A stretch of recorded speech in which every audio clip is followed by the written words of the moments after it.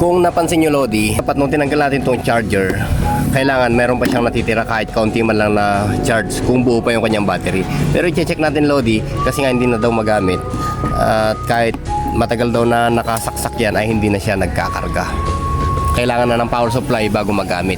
Kaya i-check natin yung kanyang battery. Ang battery pala niyan Lodi ay 4 volts yung ginagamit na battery dyan.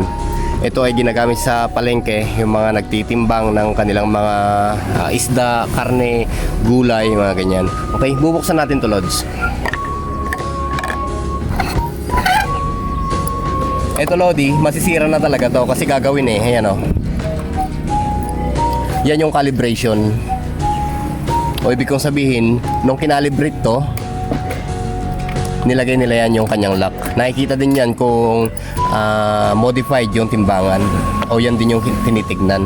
Pero kung minsan hindi na pinapansin to. Yan. Pero importante din to. Iba talaga.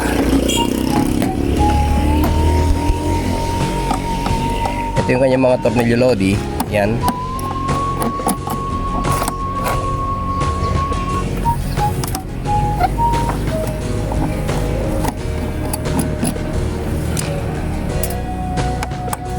Hayaan muna natin nakasaksak para ma-check natin kung talagang ayaw na magkarga.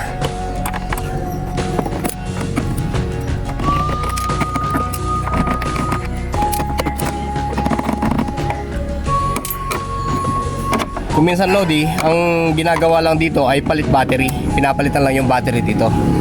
Yung battery ang nagloloko kasi Lodi kung minsan Pero may paraan naman tayo sa battery.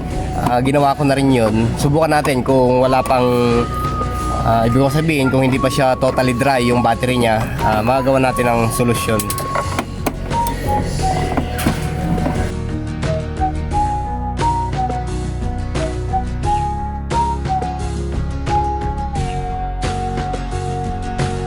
Bayan ng Lupaw, papakalibrate na lang uli niya. O kaya ibig kong sabihin, ipapacheck na lang niya yung calibration kung tama.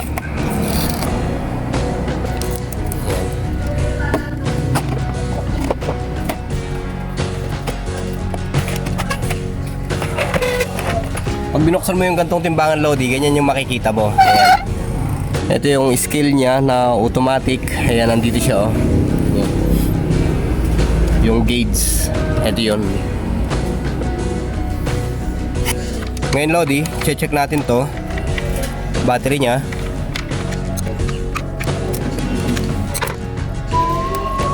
Ito Lodi, yung battery niya ay nakadikit yan ayan, kailangan yun. Okay. Baliktad pa yung isang pagkakalagay ng pin. Mahirap bunutin to pagkabaliktad Yan sisikwatin. Yan.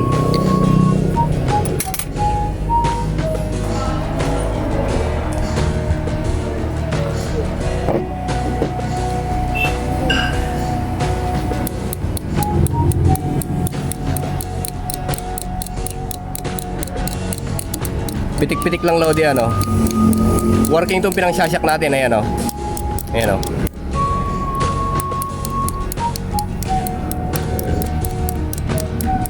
Pagkatapos natin may shock na ganyan, check natin ulit kung meron siyang spark. Okay, wala na siyang spark Lodi. Ayan kahit i-shock natin ay wala na siyang spark. Kung i-check natin sa multi-tester Lodi, ayan,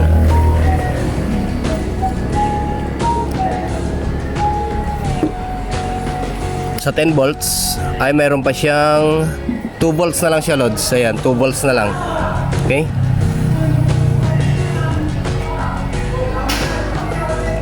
Ngayon ang gagawin nyo dito, ganito yun Lods.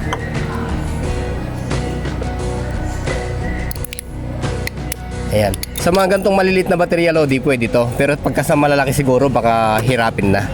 Kasi nga maliit lang naman yung consumption nito Ang problema lang kasi nito, hindi niya may stable yung 4 volts. Hanggang 2 volts na lang siya. Ito maliit lang. kaunti lang yung kinakain niya na ampere ng battery. Ang importante lang sa kanya, kailangan fix yung nakukuha niyang 4 volts. Okay?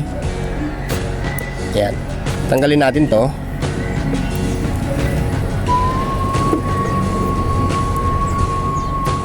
Pero ito Lodi, bago nyo gawin yung proseso na ganito, i-check nyo muna, kalugin nyo muna kung hindi pa siya dry na dry talaga. Malalaman nyo to kung dry na talaga pagka may mga lumalagatik na sa loob pagka kinalog nyo. Ganyan o. Sa tingin ko Lodi ay wala pa naman to. Okay? Gagawa tayo ng paraan Lods kung paano yan. Kung nakikita nyo yan Lodi, mayroon tayong battery dyan. Wala kasi akong battery solution eh. Kukuha tayo ng tubig nyan kahit konti lang para mabasa lang natin yung loob ng battery na 4 volts. Okay?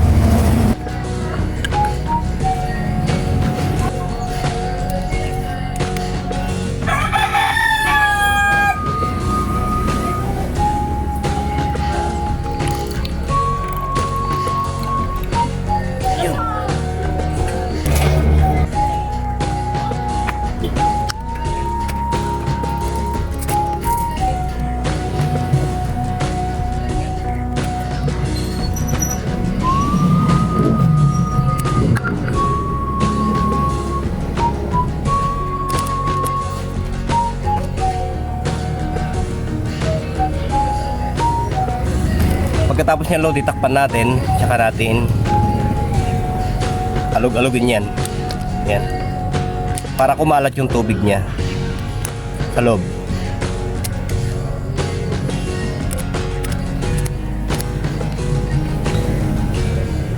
Pagkatapos nito Lodi,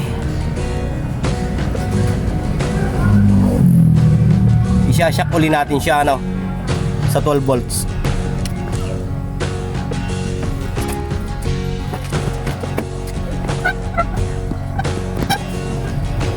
Siguraduhin lang Lodi na walang takip pagka isinak nyo kasi tumatalsik yung takip niyan eh.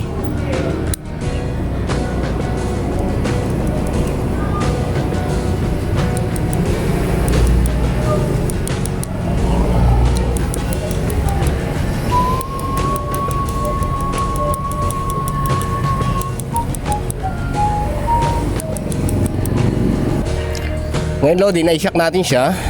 Subukan natin ikaskas ngayon yan.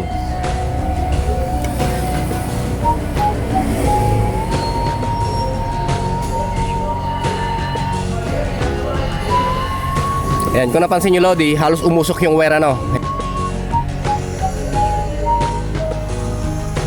Ayan o, pinapausok na niya yung wire.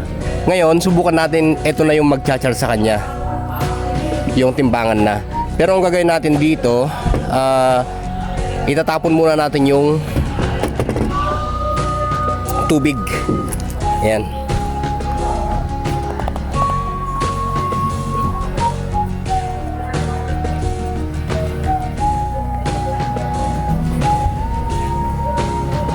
Ayan, tumapon na siya Lodi.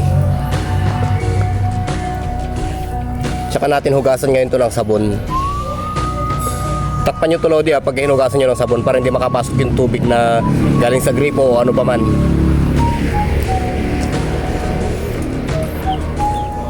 Excuse nga muna. Tabi mo muna yan.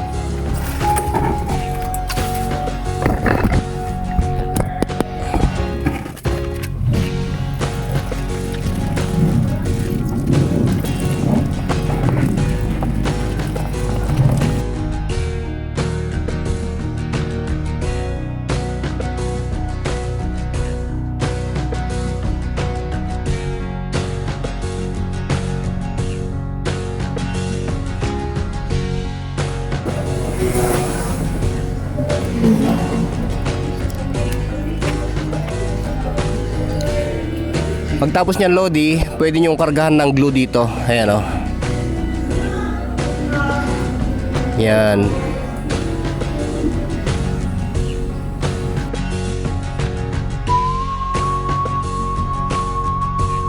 Subukan ko na kasi Lodi. Itong ganitong proseso, nasubukan ko na. Para sa mga ganitong maliliit lang na consumption, nasubukan ko na yung mag-repair ng ganito. Okay naman. Yun nga Lodi, sa mga malalaking battery naman, hindi ata advisable. Okay? Pauubos lang din. Yan. Lagay natin to.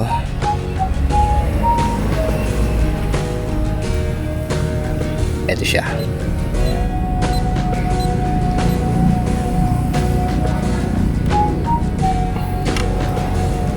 Ihiga na lang muna natin to, Lods. Yan.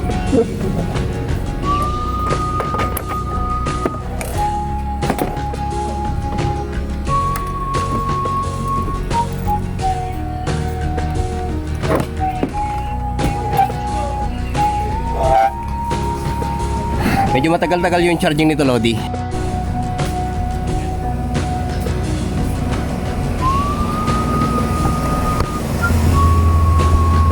Siya nga pala, Lodi, etong nagbi-blink na to, yan yung kanyang charging indicator. Sana nga, Lodi, pagtanggal natin ng kanyang charger ay may matira pa rin na power kahit saglitan pa lang natin na i-charge, okay?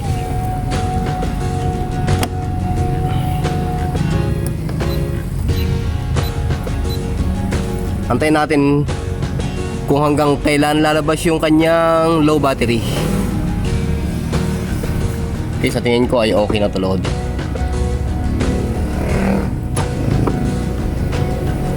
Ito, Lodi, maraming dumarating sa akin na ganitong timbangan. Bali, binibilang ko siya talaga ng battery. Pero yung mga iba, Lodi, sabi ko nga yung battery na ipinakita ko sa inyo, yung battery niya, ay wonder pa, oh. Yan. Yan, nag-off siya, Lodi, kasi wala na siyang na-detect na tinitimbang eh.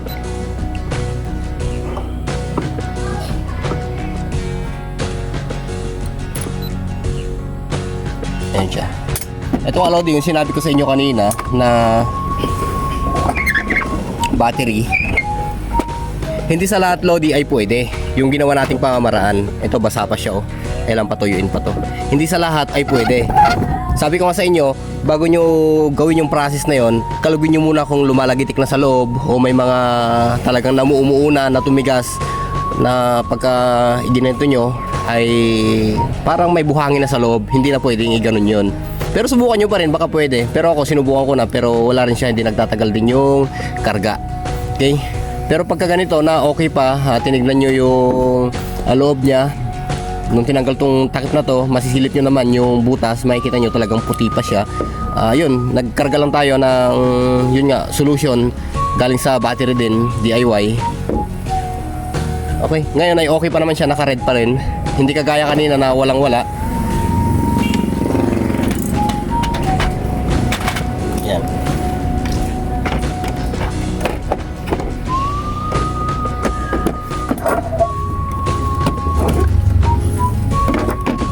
Inuulit ko, Lodi, sa mga ganito lang na medyo mahinang kumonsumo ng DC supply, ang pwedeng i-ganito. Ayan, ito kasi kaunti lang yung kinakain niyang supply eh. Pero pagka yung mga malalaking battery na ginanon natin, nagdagdag tayo kahit hindi naman tinubigan natin, okay, aandar siya, pero saglitan niya lang nauubusin, kukonsumuhin yung ating karga if ever na nagkakarga na yung battery o kinargahan natin, pinakargahan natin. Okay, sa tingin ko, Lodi, ay okay na to. So hanggang dito muna, Lodi. Sana may konting tips ako nabigay sa inyo about sa gantong klaseng timbangan. Kung sakali man na ginawa nyo yung proseso na yon, huwag nyo muna siyang itatakip, kundi i-charge nyo muna hanggang 5 minutes, 10 minutes o kaya higit pa doon. Tapos pagkabunot nyo ng saksakan o charger, obserbahan nyo muna kung talagang nagtatagal siya. Kung kaya niyang umabot na naka-standby lang siya, na ganyan, umiilaw-ilaw ng hanggang kalahating araw, di okay, itakip nyo na. So hanggang dito muna, Lodi. Maraming salamat at magandang buhay.